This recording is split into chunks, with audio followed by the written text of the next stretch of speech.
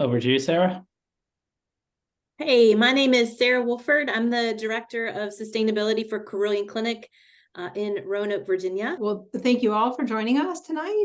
Imagine, like, as always, we have more folks trickling in, but we've been really excited to hear from Cindy, and Professor Watts, and also Professor Lunn. I believe you guys are going to collaboratively present. And in particular, we connected with them because I think many of the members of this group know about the research and interviewing work that Debamita, the summer intern with VCCA, was doing about mapping across Virginia what is being done with respect to sustainability at various hospitals and health systems. And at that time, when Debamita was presenting, Professor Watts also mentioned that they were doing their own work across the country on both a qualitative and quantitative level. And we really were wanting to hear more and more in depth about that. So I think Sarah has a little more in regards to their background for us to know before we pass it over to them. Great. All right. Well, thank you guys so much for being with us. We're so honored to have Dr. Lunn and Dr. Watts with us today. Just their bios are amazing and extensive, and I could go on for an hour about all of the things that they've accomplished. But in short, Dr. Lunn has a unique mix of experience in both private industry and academia. She has expertise in a number of disciplines, including employee engagement, leadership, change management, and patient experience in healthcare. She has worked in the energy and banking industries and has been a consultant advising clients in a wide range of industries from technology to healthcare. Her academic experience includes teaching, research, publishing, and editing. So she has done and seen it all, and I can't wait to learn from her. Dr. Watts is a Professor Emeritus in the Department of Health Administration at VCU with a Ph.D. in economics from Johns Hopkins University. Dr. Watts has focused her research on organizational, reimbursement, and regulatory issues in healthcare markets. Her past research projects have explored the impact of legislative initiatives on health insurance risk pools and the implementation of various medical home demonstration projects in Washington state. So again, their bios are amazing. You should look them up, read more about them, because it is long and distinguished, their honors and achievements. So thank you both so much for being with us. And Mary Lynn, I will turn it over to you.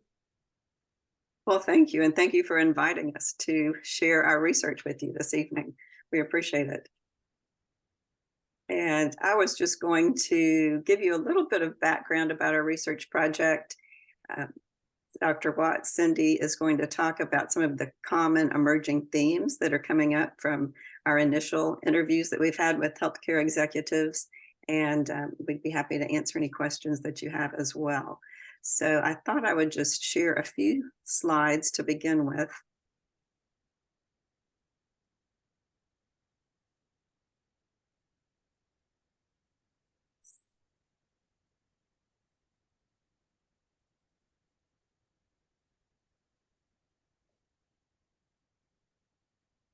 Okay, so can everybody see the slides okay? All right, great. So this is the title of our research study, Environmental Impact Interviews with Healthcare Executives. It is a study that Cindy and I, and then also Dr. Steve Thompson is working on with us together. And we also have a student research assistant at the University of Richmond who is working with us. But it is a project that was approved by the University of Richmond IRB. And really, just to tell you a little bit about how we came up with this idea, as I think I mentioned earlier, I teach at the University of Richmond. I teach undergraduate students business ethics and organizational behavior. I also teach at VCU in their MHA program. I've started doing that recently and teach a human resource management class there. And then also I've been teaching before I moved to Richmond and continue to do so now. I teach a healthcare policy class for MD, MBA students, which I really enjoy. But just wanted to let you know that one of the values at the Robbins School of Business at the University of Richmond is what I've got on the screen here, that this is where you can develop the skills needed to put your values into action. And so in my business ethics class, I start out sharing this statement with them so that the students can really think critically about what are their values, what are their developing values before they go into the workplace.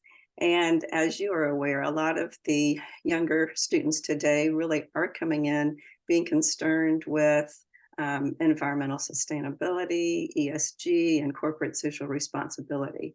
And so one of the topics that we talk about in my class is environmental sustainability and ethics in the environment. So I got to talking with Cindy and also Steve about what could we do to find out, since we're all involved in the healthcare sector and are interested in research in healthcare, what could we do to find out about some of the best practices in terms of hospital organizations and how they're positively impacting the environment and trying to reduce any negative impacts on the environment. One thing that we talked about early on is that, business is good about thinking about their own employees' health, but sometimes business is not so great about thinking about their external stakeholders' health. Healthcare organizations are a bit different. They are more interested in public health, and so I think have gotten more involved with trying to make sure that they are having a positive impact on the environment and positive impact on community and public health. But one of the terms that comes up in business sometimes is instead of social determinants of health, there's a new term called corporate determinants of health, which has in the past been that business has had a negative impact on the environment. But we're trying to think about how can we change that. And so we thought we would just start out with a study in the healthcare sector of looking at really what is happening, what is going on with healthcare organizations that have developed sustainability programs and looking at some of those best practices that we can share. So as you know, these are some of the statistics that I'm sure you've seen before in terms of even in healthcare, healthcare organizations have had some negative impact on the environment as they contribute, 5 million tons of waste per year. 8.5 of the harmful greenhouse gas emissions comes from US healthcare organizations. And so we thought that we would just, we looked at some research, and there is some research out there, but thought more could be had. And so we decided that for this research study that our purpose is really to look at healthcare organizations across the United States to look at some of their innovative and effective practices and see if we could somehow summarize what are the best practices.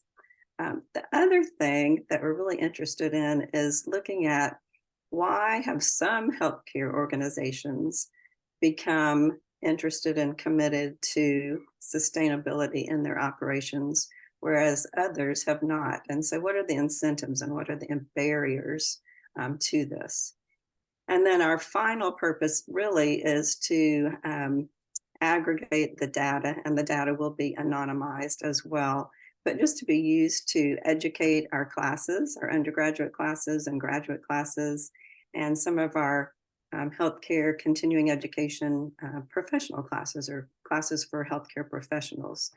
The other thing we're doing with this data is that we have offered to share the information with those who participate, the aggregated anonymous data, and use it in presentations such as this as well. So these are our research questions that are guiding our study, just to give you a little idea of some of the things that we're really interested in and information that we would like to find out.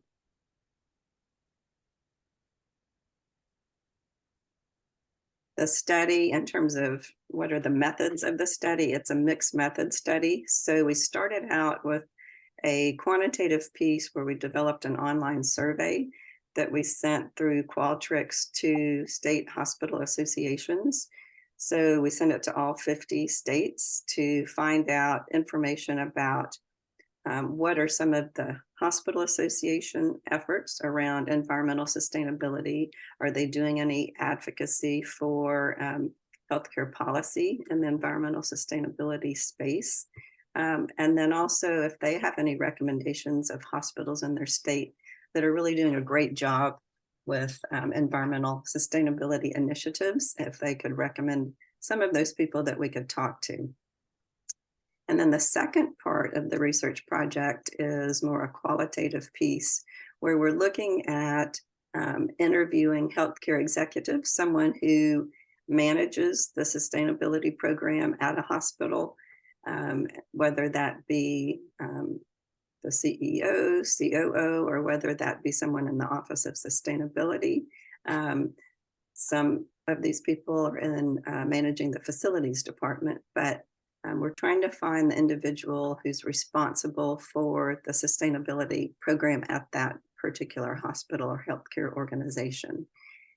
So far, we have been able to talk with about 7 or 8 someone from a hospital system, and those have been, we've had about 3 contacts in the state of Virginia so far. We have 2 more interviews scheduled that are coming up from Virginia hospital organizations. We've talked to someone from Florida, California, New York, Louisiana, and a few more. But in addition to those hospital organizations, we've also had an interview with a group purchasing organization, a healthcare consulting organization, and Cindy talked to someone with America's Essential Hospitals as well, to kind of get some leads on which hospitals are excelling in this area. So what we'd like to do is, of course, push this research further and contact more individuals until we feel like we have a saturation of data and some of the common themes are becoming more common as we talk to more people. But our goal is to continue on interviewing hospital executives through the end of this year and also next spring as well. And then we feel that we do need to follow up with some of the state hospital associations. We really didn't get that great of a response from the state hospital associations. We heard from Illinois, Virginia, Nevada, Louisiana, and New Jersey. And so we have some follow-up that we need to do. And I think what we decided is that you really need to have a personal connection with somebody at that organization in order for them to participate in the survey and answering our survey questions. So these are just some of the emerging themes that we found. And so, once we finish our interviews, we're going to, through this qualitative piece of the study, come up with several thematic areas and try to aggregate the data and summarize the data based on these themes. But I'm not going to go into detail on these. Cindy is going to talk about that and that part of the presentation. So are there any questions for me before I turn it over to Cindy? Yes, I'll jump in with one. The groups you're contacting, have any of them done a similar study, or, are we ahead of the curve on this, or is there, are we just doing the latest one? So we haven't heard that any of the hospital organizations that we've talked with so far are doing a study like this. I think probably the closest thing is that a lot of these organizations are members of Practice Green Health. And so Practice Green Health, I think, is, keeping track of some of this information and best practice data. I would add to that there as Mary Lynn said, there is a literature on this. I started reading the literature, excuse me, a couple of years ago when I started thinking about teaching a class in the arena. And my background is, as Sarah said, is I'm not a clinician. I'm a economist, policy person, strategy person. And so I thought it would be easy to gather the, 4 or 5 articles and know everything there was to know. Well, it's just become a real tidal wave of information. So there is a lot of research out there, but a lot of it is case studies. Here's what I'm doing. Here's what my hospital is doing.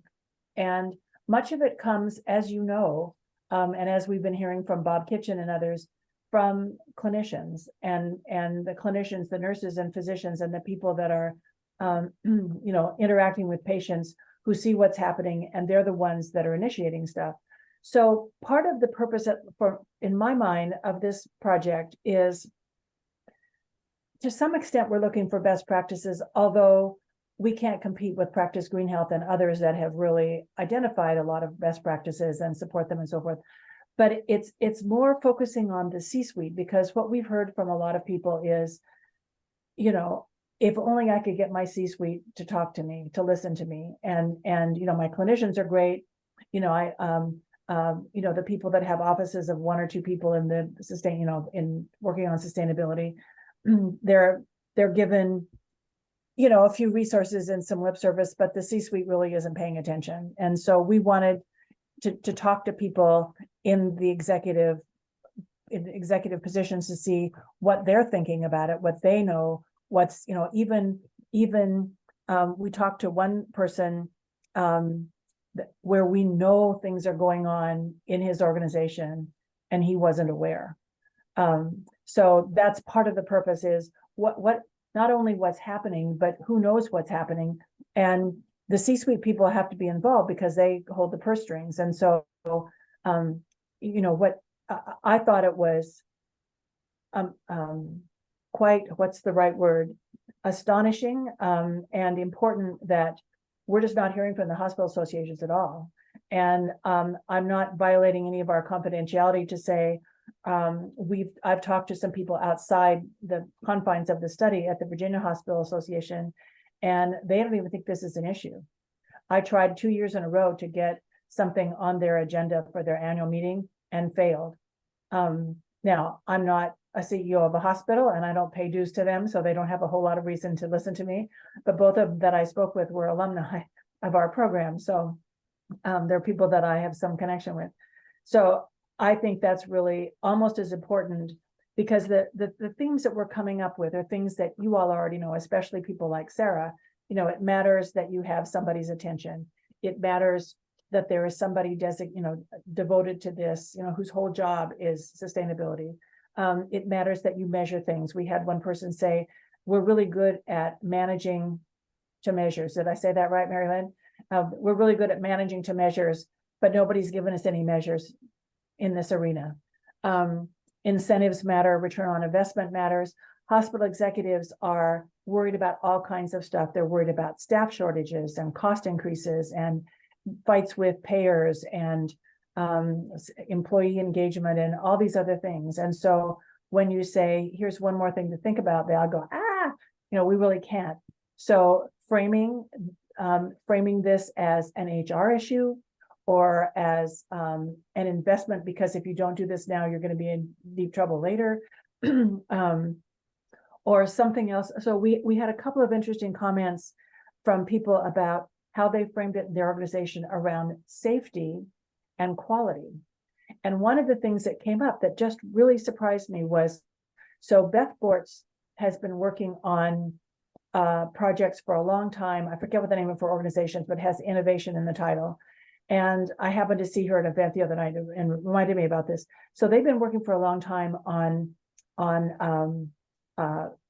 wasteful tests and so forth. And so they have some, they've been doing this for, I don't know, for 5 or 6 years, and trying to calculate how, there's a protocol around this about, what are the tests that really don't help you as a clinician to make a decision as to treatment, whatever, let's quit doing those. So her frame was quality and cost, but another frame for that is sustainability, because every one of those tests that you do requires resources, involves waste, involves probably chemicals and other things. And so, that would be one tack you could take, would be, we don't have to say the word sustainability. We can just talk about quality and safety and waste, because waste is expensive. And so in a lot of cases, the people who are successful are not framing this as a climate thing, one more thing, one more sustainability. Oh my gosh, we can't talk to our board about that because they all, we have a climate denier on our board, whatever.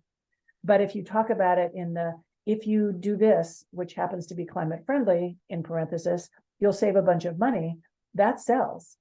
And Cindy, I'll add in efficiency. That was one of the absolutely things that came out today. Right, clinical when I interviewed efficiency. someone. Yes, absolutely. And doing only the necessary tests, that's clinical efficiency. Using only the resources that you need, that's efficiency.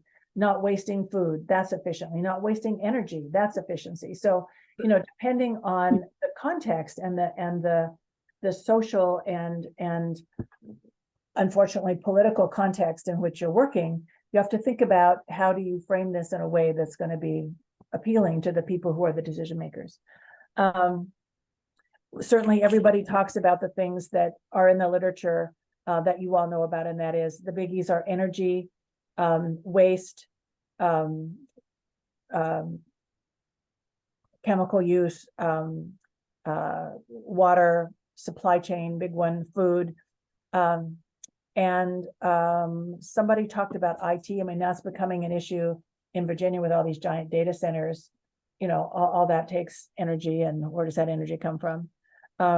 As Mary Lynn mentioned, we're one of the ways we're determining our samples by looking at Practice Green Health and their award winners. And so we're picking off, we've started with the sort of general award winners, and talking with people there because, obviously they're doing something or they wouldn't be award winners.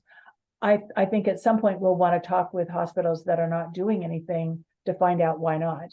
And we have talked with one CEO of a hospital that's in a system, and the website of the system, the system's website is full of all the great things they're doing. This CEO of that system, who's been a CEO in the system for quite a while, didn't know really much about it. He wasn't against it. He actually thought it was a cool idea, but he hadn't gotten any directives from his central office that he was supposed to be doing anything, even though their website says, we're wonderful, we're doing this, we're doing that, we really care. Someone made the comment that they had paid a consultant to do the website, and that might have been as far as I got.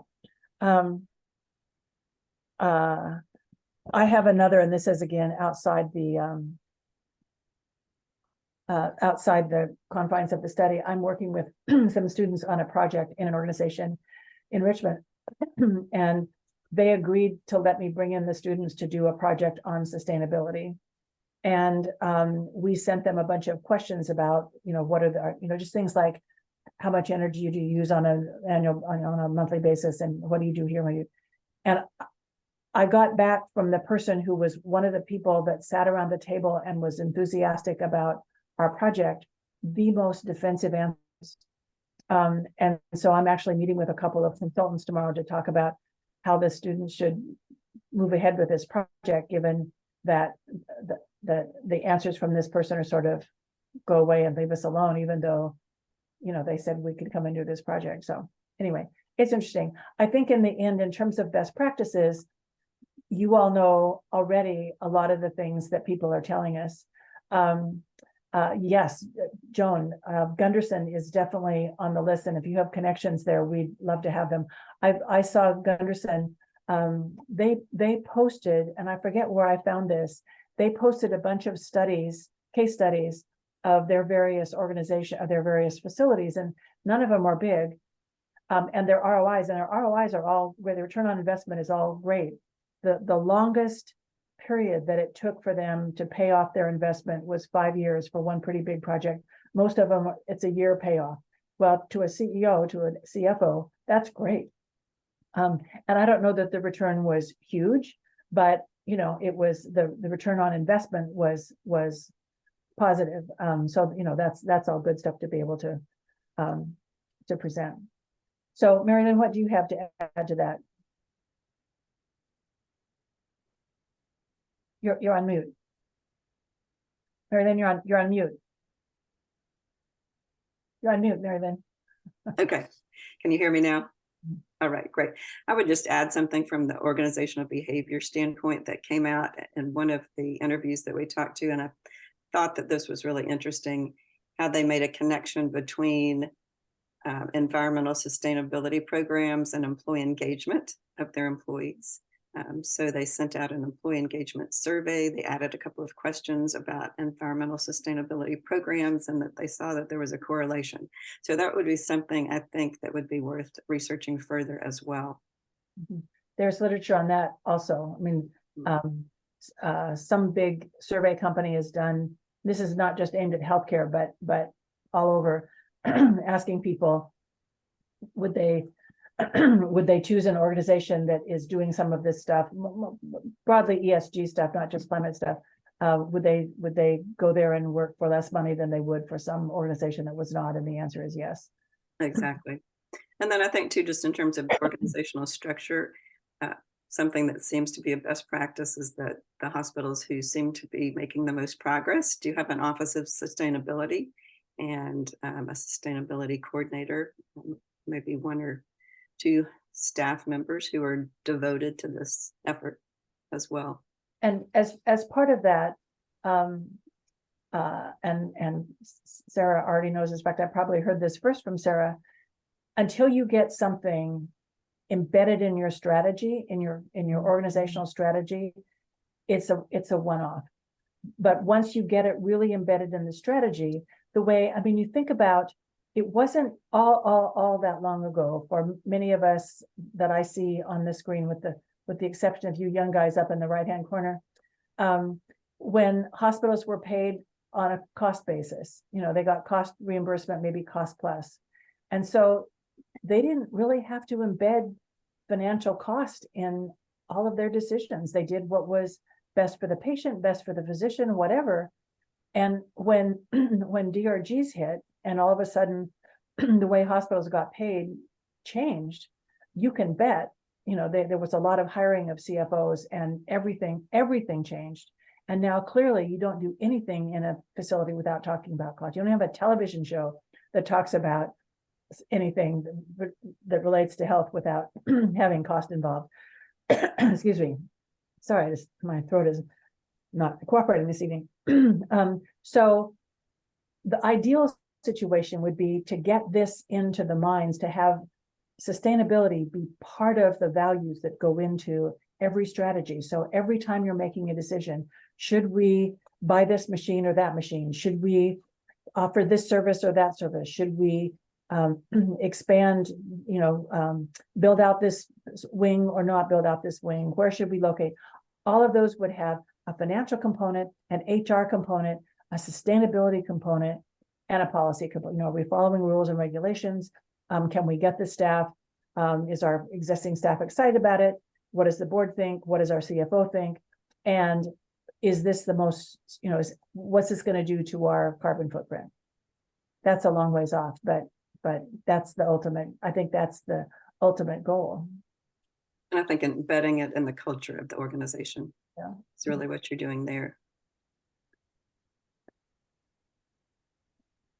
Other thoughts, questions? Does this resonate with what you all are hearing and experiencing? I mean, the very last point that you're making, as far as things getting to organization policy, I wonder if there are hospital systems that are getting to the point where they're having something along the lines of a climate strategy. Kaiser, okay. Yeah. There you go, Kaiser. That's amazing. I wouldn't know where to start as far as who makes the strategies for Inova, the healthcare system that I work at.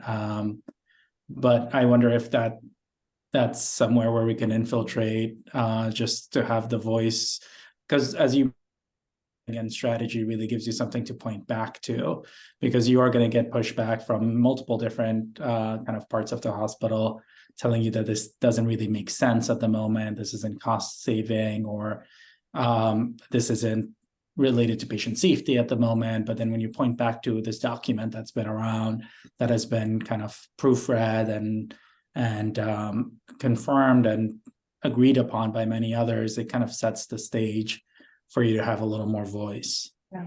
So Sarah mentioned Providence. That's the other place that I heard this. That's true as well. So at Inova, before this study, actually before COVID, I think, maybe it was in the very early days of COVID, I spoke with Chip Goyette, who is the person at Inova that is doing this. And at that time, it was him and one pretty junior person. And he was sort of floating around the hospital, doing whatever he could that was meaningful and trying to get the C-suite's attention. So there is some action at Inova. I'm sure things have progressed since then. But he's the guy to talk to at Inova. And then also, I think the other thing that maybe grounds this is having a dashboard and measurement tools to really say, you know, holding people accountable, but also showing, you know, the cost benefit of all of these programs. And that seems to be a best practice as well, is being able to communicate back to the hospital leaders, the executive leaders, the board, that kind of thing, that this is, you know, part of the strategy and it's making a meaningful difference. That's the managing to measures. If you're not measuring anything, you know, and then of course the right people have to get the measures. I mean, you know, it isn't enough to collect information. It has to be used. The other thing that came up a time or two, and this is just something I've been thinking and reading about and everything, and that is, it seems to me that because healthcare organizations, and Bob Kitchen says this too, when healthcare organizations don't, you know, you're not producing video games and cars and toys, you know, you're producing health, and this is part of that. And so not only do you have an opportunity to do something positive, you have an obligation to talk about it. And so, you know, you think about the Maslow's triangle, is that who I mean? The hierarchy of needs. So you start with your, you know, your own stuff, you know, you get your own ducks in order. And then at the top of that pyramid is be a role model and talk about it. I mean, you know, go to conferences, talk about what you're doing, helping other people, pushing your hospital association to be engaged, you know, pushing your trade association. Joan has done with Ouch and this statement, you know, be noisy. I went to a conference. I'm working with a couple of other people in this arena as well, and we did a presentation at the State Association of, I never get this organization right. It's the State Association of FQHCs, and they had a conference recently in Norfolk, and we submitted an abstract and they accepted it. And they had, as most conferences do, a whole bunch of tables with people selling, you know, the vendors, all that stuff. Yeah. And two takeaways from that. One is one vendor, and I'm embarrassed to say, I don't remember. No, I wrote it down. I don't remember. He was an odd kind of insurance company. These are FQHCs, so it's a different set of vendors. And instead of having all of the usual, what do you call it, tchotchke, junk stuff, you know, at your table that you give away for branding on, they had 3 buckets with the names of 3 charitable organizations, and you got a ticket, and you put the ticket in whichever one. And at the end of the conference, they would take all the tickets, count them up, and they'd give $1 to those charitable organizations for every ticket, and they didn't give you anything. There was another table where there were a bunch of things, and instead of getting something, you stood at the table and you put together, I think they were maternity packets for low-income women. So again, you didn't get anything. You could take something if you wanted to, but you know, you'd feel really bad about it because it was taking away from these packets they were making. Then I had conversations with different vendors. One was a group purchasing organization that focuses on FQHCs, and another was a consulting firm that's a sort of a techie guy. And we just got into a conversation about sustainability. And I hope that I'm not fooling myself that at the end of the conversation, they had some ideas that they were going to take back to their organization that they hadn't thought about before. And just talking about it. I mean, Bob Kitchen will, I mean, many people will say this, but if you just talk about it, it gives other people permission to talk about it. It spreads the word. One of the people that we spoke with in our interviews said, when he emailed me back some stuff that I'd asked for, he said, you know, I hadn't really thought very much about this topic, but our conversation really gave me some food for thought, and I'm going to go have some conversations now. wow, we have, if this never sees the light of day, this work, if it never gets ever gets put to paper or finger to keyboard, whatever, that's a success right there. We got one person who's in a healthcare organization in a pretty responsible position to just think about this, and he hadn't before. So just the fact of talking to people is important. Yeah, I can add as well. Last week I was in Charleston at MUSC, Medical University, South Carolina, and I was talking to one of the deans of the educational side, not the hospital proper. And the program is building a new building. So immediately I mean, and the dean's bragging to me about, we're putting these programs from this old building into that building, and we're making the move and expanding, et cetera. So my first question back to him was, what about sustainability? Yeah. And he jumped right on. Oh yeah, we've got a whole,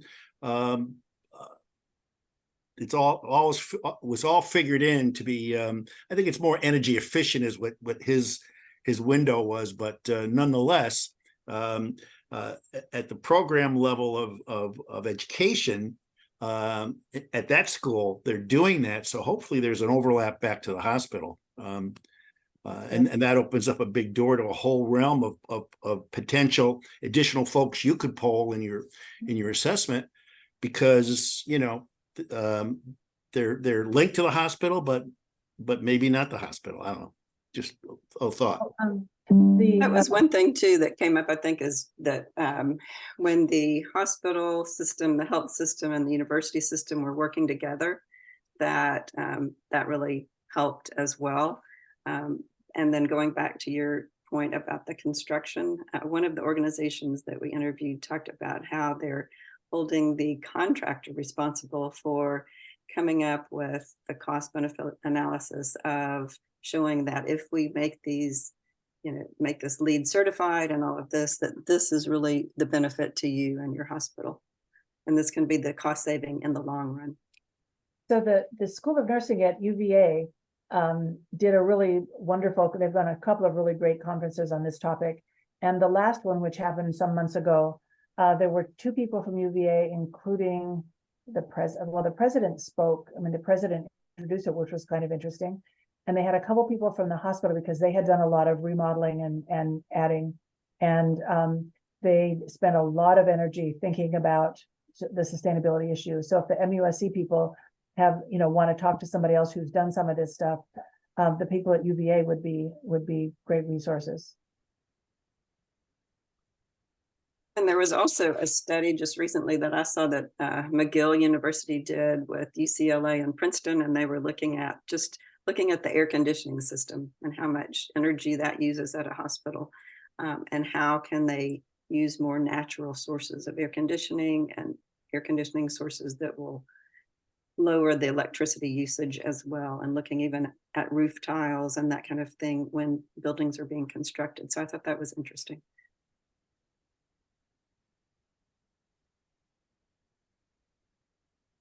So are there things that you would like us to explore? I mean, questions that we haven't thought of?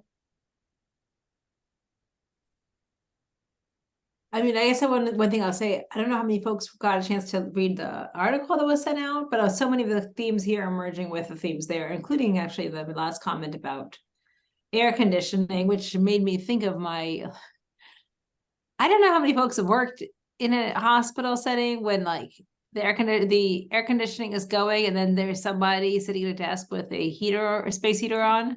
Yeah. Right.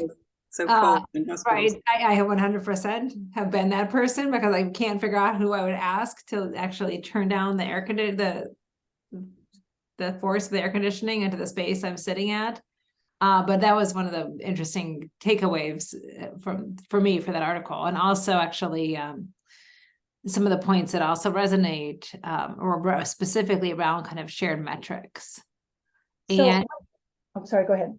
And shared ways of kind of communicating about the value of reducing what we do, right? Of doing less, which is something that we were speaking about just before we came online. Okay, how do you empower clinicians to do less? One of the other things that occurs to me more and more the more I read and as we talk to people and so forth. And that is, okay, I'm a noun and verb person. So a verb is a perspective, it's a way of thinking about things, and nouns are topics. This is not a new verb. This is change management. This is, we know how to do this. The noun is new. It's now climate instead of diversity and inclusion, instead of finance, instead of all these other things that we've thought about in the past. But the verb is the same, and the tools still work. You've got to get people on board. You've got to have the resources. You've got, all those things. You've got to deal with the culture. But it's not new stuff. It's old tools, new noun. Yeah, I feel like on that same note, as you going back to this article, apologies again for having sent it out just 2 days before the meeting. So sorry if you didn't get a chance to read it, but it is it's called Reducing Pollution from the Healthcare Industry by the rock star Jody Sherman over at Yale and her colleagues Andrea and Cassandra. But another one of the themes that came up on here is taking a look at some initiatives that have been put together on a governmental level, which is one of them being the Choosing Wisely initiative that gets adapted by the different specialties of medicine for their own particular specialty. In our case, for Abigail and I, the American College of Emergency Physician has taken that over time and to kind of advocate for less imaging in cases of head injury, pediatrics and such, less antibiotic usage for cases that antibiotics are not indicated. But as you were kind of mentioning, I really like that thought process that we've done these things, we've been doing these things. How do we reframe it to bring it back down to the same umbrella? This time the noun being climate change. The other thing is we as individuals and we as private organizations can do a lot, and our involvement is exceedingly important.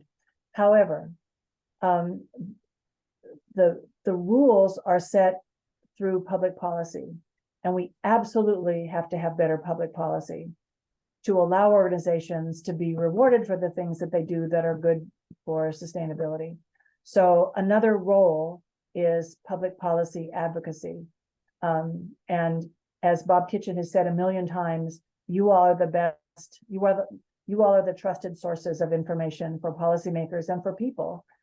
So you can talk to your patients about this. You can talk to your policymakers. You can, I'm speaking to the choir here because this is an organization that has done that, is doing that. But appropriate public policy is really important. So that said, the federal government, at least this administration, has done some things. I mean, the Inflation Reduction Act is a very big deal. The Office of Health, of Climate Change and Health Equity, that's doing some things. CMS is talking about requiring some reporting. The Joint Commission wanted to propose doing required reporting. They got a lot of pushback, so now it's voluntary. But they just released a thing. It's a voluntary. You can get a certificate from the Joint Commission for being a good guy on this score. It's not moving mountains, but again, it's creating visibility for this. And if 5 years ago, this we talked about this in whispers, and everybody made fun of Al Gore. So there, you can't pick up any source of media now that isn't just totally wacko, and not have people use the term climate change just, like they would use apple pie. It's in the vernacular now. People are talking about it in a different way. Not everybody is on board, but it's much more commonplace to just talk about this, as though it's really happening than it was 5 years ago. And the other federal program would be the Biden administration pledge to address the healthcare sector. And from my understanding, 61 hospitals have joined this pledge to reduce their emissions by 50% by 2030. So that's another incentive, I think. Accountability is important, because you can pledge all you want to, and if there's no accountability, it's just, sorry, Joan. I'm sorry. I just want to remind everybody that the healthcare system has succeeded in other very difficult times. And in particular, I'm thinking about the tobacco initiative that somehow got, who would have thought that we would have been able to effectively combat the big tobacco companies? And if we can do that with them and get everyone behind us, we should be able to do it with this. And COVID. I mean, look at what you all just did with COVID. That was a huge thing. The tobacco thing is also amazing. It took a really long time. COVID, I mean, what are we, 3 years out? And it's still around, but it's, it's a totally different thing than it was. And that's we did that together. We can do this. And it needs to have more of the COVID speed than the tobacco speed. Right. But I think the bottom line is we can do this. We can. And I did like the point in the article that you sent out about how it needs to be a global admission initiative, and maybe getting a global commission together, because I think collaboration and information sharing is key.